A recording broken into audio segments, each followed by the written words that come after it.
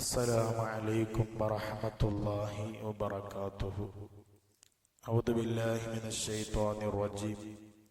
بسم الله الرحمن الرحيم. الحمد لله والصلاة والسلام على رسول الله وعلى آله وصحبه أجمعين. പ്രിയമുള്ള മുഅ്മിനീങ്ങളെ, സത്യവിശ്വാസികളെ, പരിശുദ്ധമായ സൂറത്ത് യാസീനിലെ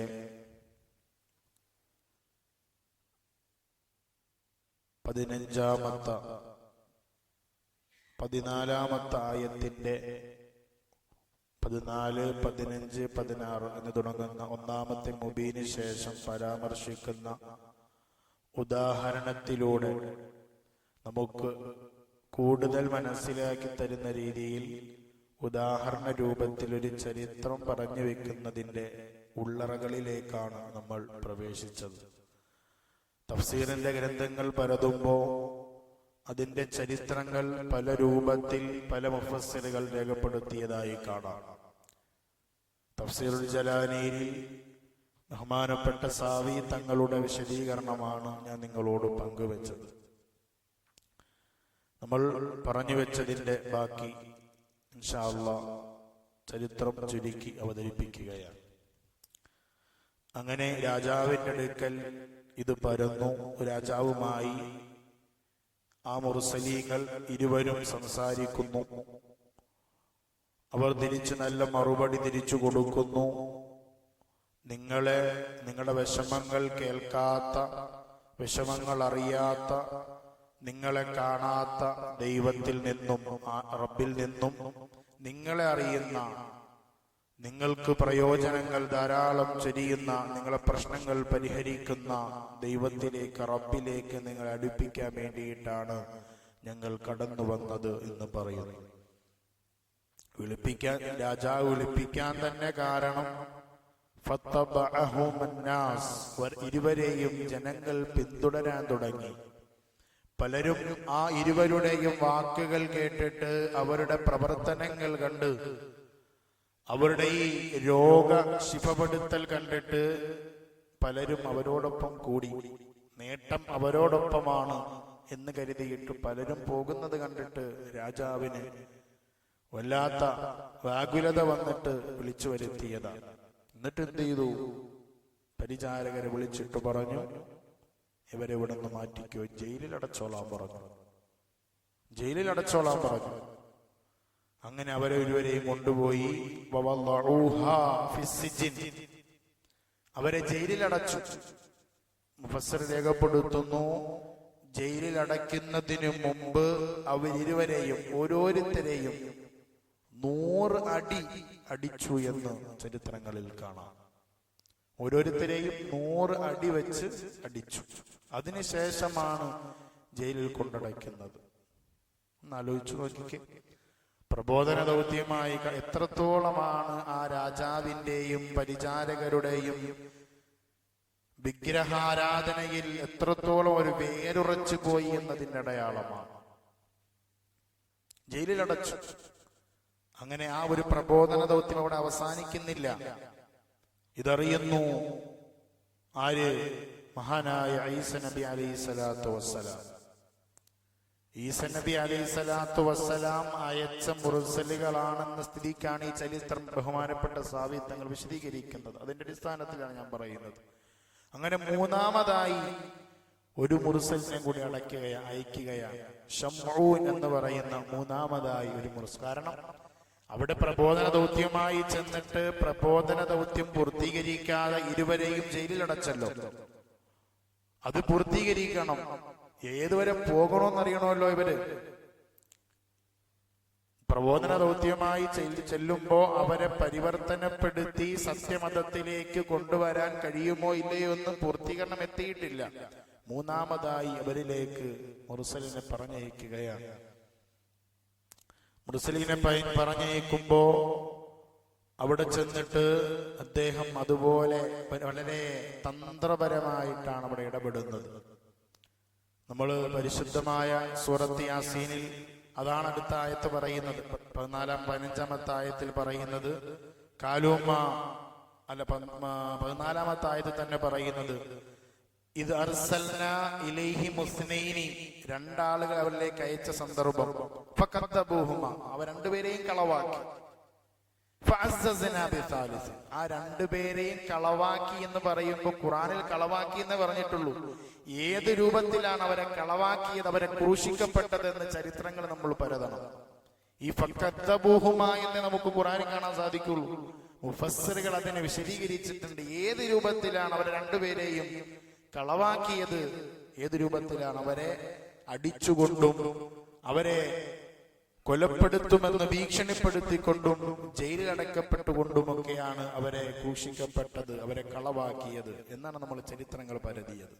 എന്നിട്ട് പറഞ്ഞല്ലോ ഫഅസ്സസ്നാ ബിസാലിസിൻ, മൂന്നാമതൊരാളെ അവരിലേക്ക് അയച്ചുകൊണ്ട് അവരെ പ്രതാപത്തിലാക്കി, അവരെ ഉന്നതിയിലാക്കി എന്ന് പരിശുദ്ധമായ ഖുർആൻ ഓതി വെച്ചതിന്റെ സാരമാണ് പറഞ്ഞത്. മൂന്നാമതായി ഒരാൾ അവരിലേക്ക് അയച്ചു. അങ്ങനെ അയക്കുന്നു, തന്ത്രപരമായി അവിടെ ഇടപെടുന്നു, ജനങ്ങളുമായി സമീപിക്കുന്നു, ഇതുപോലെ മുർസലാണെന്ന് പറയുന്നു, മുഅ്ജിസത്ത് കാണിക്കുന്നു, ജനങ്ങൾ അവരോടൊപ്പം കൂടുന്നു, രാജാവിന്റെ അടുക്കൽ എത്തുന്നു. രാജാവ് വീണ്ടും ചോദിക്കുന്നു, നിങ്ങൾക്ക് മുമ്പ് രണ്ടുപേര് പ്രവാചകനാണെന്ന് വാദിച്ചെന്റെ അടുക്കലേക്ക് വന്നു. ഇദ്ദേഹം വളരെ തന്ത്രപരമായിട്ടാണ് ഇടപെടുന്നത്. മൂന്നാമതായി വന്ന മുർസൽ. അപ്പോ നിങ്ങൾക്ക് മുമ്പ് വന്ന രണ്ടുപേരെയും ഞാൻ അവർക്ക് ശിക്ഷ നൽകിയിട്ട് അവരെ ജയിലിൽ അടച്ചിരിക്കുകയാണ്. പക്ഷെ നിങ്ങളുടെ ഈ പ്രവർത്തനവും നിങ്ങളുടെ ഈ ഒരു സംസാര ശൈലിയും ഒക്കെ കാണുമ്പോ നിങ്ങൾ അവരെക്കാൾ എന്തോ നിങ്ങൾ സത്യമാണ് എന്നെനിക്ക് തോന്നുന്നു എന്ന് ആരോട് പറഞ്ഞു? ഈ രാജാവ് ഇദ്ദേഹത്തോട് പറഞ്ഞു. എന്നിട്ട് ആ സമയത്ത് ഈ രാജാവ് പറഞ്ഞു, അങ്ങനെ രണ്ടുപേര് വന്നിട്ടുണ്ടോ? അറിയാത്തതുപോലെ ഇടപെടുകയാണ്.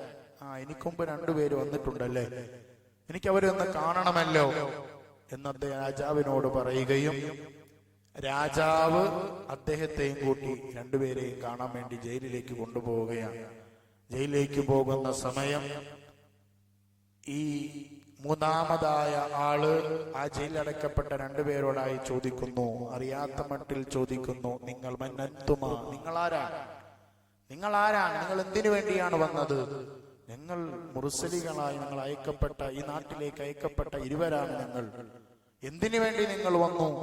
ഈ നാട്ടിലെ മുഴുവൻ ജനങ്ങളെയും പരിവർത്തനപ്പെടുത്തി സത്യമതത്തിലേക്ക് ആനയിക്കാൻ വേണ്ടിയിട്ടാണ് കടന്നു വന്നത്. ബഹുദൈവാരാധനയിൽ, വിഗ്രഹാരാധനയിൽ വേരുറച്ചു പോയ സമൂഹമാണിത്. ഇതിനെ പരിപോഷിപ്പിച്ചെടുത്ത് സത്യമതത്തിലേക്ക് കൊണ്ടുവരാൻ വേണ്ടിയിട്ടാണ് ഞാൻ കടന്നു വന്നത്. ആണല്ലേ? അങ്ങനെയാണെങ്കിൽ നിങ്ങളുടെ കയ്യിൽ എന്ത് തെളിവാണുള്ളത്? നിങ്ങള് ഈ നാട്ടില് അല്ലെങ്കിൽ ഈ നാട്ടിലേക്ക് കടന്നു വന്നപ്പോ, ഈ ഗ്രാമത്തിലേക്ക് കടന്നു വന്നപ്പോൾ അവർക്ക് തെളിവായിട്ട് പലതും നിങ്ങൾ നിരത്തി. പല മുഅ്ജിസത്ത് എന്ന് പറയുന്ന പല പ്രവർത്തനങ്ങളും നിങ്ങൾ ഇവിടെ കാഴ്ചവെച്ചു. അങ്ങനെയാണെങ്കിൽ എന്റെ അടുക്കൽ നിങ്ങളുടെ അടവ് നടക്കില്ല. ഞാൻ നിസ്സാരക്കാരനല്ല. നിങ്ങൾ പറയുന്നത് പോലെ ആണെങ്കിൽ അതിനേക്കാൾ ഉന്നത തലത്തിലുള്ള ആളാണ് ഞാൻ. അതുകൊണ്ട് എന്റെ അടുക്കൽ നിങ്ങൾ പൂർണ്ണരാണെങ്കിൽ മാത്രമേ നിങ്ങളുടെ മോജിസത്ത് എന്റെ മുമ്പിൽ കാണിക്കാൻ പറ്റുകയുള്ളൂ. ഇതൊക്കെ ഒരു ഹിക്മത്താണ്. ഇതൊക്കെ രാജാവ് കേട്ടോണ്ടിരിക്കുവാണ്. എന്നെ നിങ്ങൾക്ക് പറ്റിക്കാൻ കഴിയില്ല. നിങ്ങൾ യഥാർത്ഥ മുർസലുകളാണെങ്കിലേ നിങ്ങളെ മോജിസത്ത് എന്റെ അടുക്കൽ കാണിക്കാൻ പറ്റുള്ളൂ. ഇതിലൂടെ അവർ സത്യവാന്മാരാണെന്ന് രാജാവിനെ ബോധ്യപ്പെടുത്തണം. അതിനു വേണ്ടിയിട്ടാ പറയണത്. ഹിക്മത്താണ്. എന്നിട്ട് അപ്പൊ എന്ത് ചെയ്തു? അങ്ങനെയാണ് ഞങ്ങൾ കാണിക്കാൻ ഇരുവരും തയ്യാറാകുന്നു. അവര് പറഞ്ഞു, ഏത് രോഗത്തെയും ശിഫയാക്കാനുള്ള ഒരു മോചിസത്താണ് ഞങ്ങൾക്കുള്ളത് എന്ന് വീണ്ടും രാജാവിനോടും ആ വന്ന മൂന്നാമനോടും പറയുകയാണ്. ആ സമയത്ത് രാജാവിനോട് ആ മൂന്നാമൻ പറഞ്ഞു, രാജാവേ, നിങ്ങൾ കൊണ്ടുവരിക, അല്ലെങ്കിൽ അവരെ കൊണ്ടുപോവുക ഇവിടേക്ക്. ഇന്നാട്ടിലെ ഏറ്റവും ആരോഗ്യമില്ലാതെ രോഗശയ്യയിൽ കിടക്കുന്ന ബലഹീനമായി അല്ലെങ്കിൽ ഏറ്റവും രോഗശൈലിയിൽ കിടക്കുന്ന ആരോഗ്യം നഷ്ടപ്പെട്ട രോഗിയായ ആളിലേക്ക് കൊണ്ടുപോവുക, എന്നിട്ട് ഇവരുടെ രോഗം ശിഫയാക്കാൻ പറയുക. ഇനി എന്റെ മുമ്പിൽ കാണിക്കണമെങ്കിൽ വെറുതെ പറ്റില്ല.